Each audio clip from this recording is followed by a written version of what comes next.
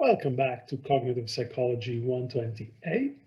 What I would like to do today is to focus on chapter number 2 or module number 2, which addresses the question of how to study human cognition. So today we will really do two main things.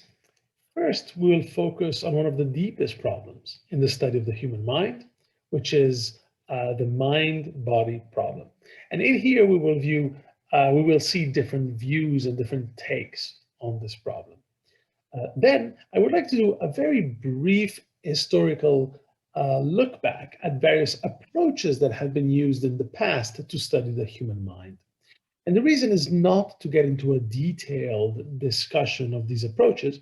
It's more to explain the difficulties, the assumptions, and the problems and the themes that have led to the way in which today we study cognition as the cognitive approach.